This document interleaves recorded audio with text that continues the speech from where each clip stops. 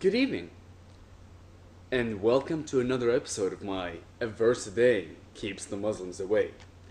Today I have a very interesting ayah, and I'll be reading out of the Quran, Surah Al-Tawbah, ayah رقم 29 و 30. Fight those who do not believe in Allah, nor in the latter day, nor do they have prohibit what Allah and His Apostle have prohibited, nor follow the religion of truth out of those who have been given the book, until they pay the tax in acknowledgement of superiority, and they are in a state of subjection. Moving on. And the Jews say, Uzair is the son of Allah. And the Christians say, the Messiah, Al-Masih, is the son of Allah.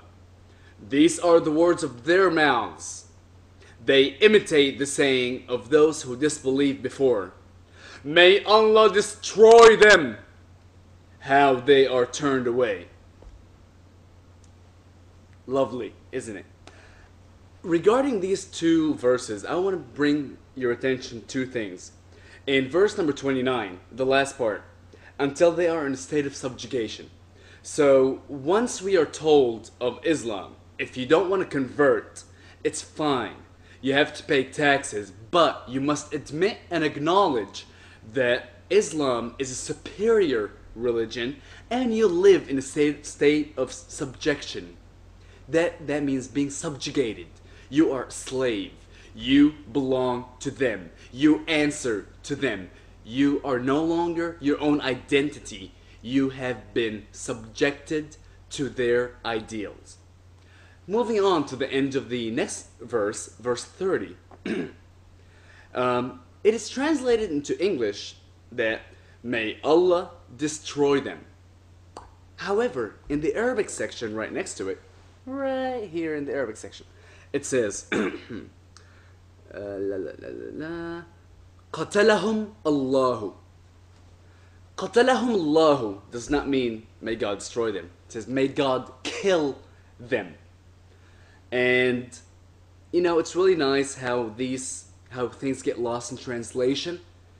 I'm sure somebody would argue with somebody trying to convert and say, hey, may God destroy these bad thoughts that thinking that the Messiah is the son of God or Uzair is the son of God. But actually, I'm not even sure who Uzair is, so that's probably something they made up.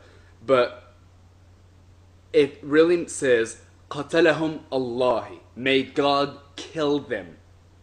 And if somebody wants to argue this with me, I would like to see just a single one Arabic-speaking Muslim tell me how this has been translated this way and why it's not translated properly. I don't want a Malaysian Muslim. I don't want no Pakistani or an African-American convert. I want a real native Arabic-speaking Muslim. Just to tell me, why is it not translated properly, and why must God kill others if they believe differently? That's all for today. Thank you.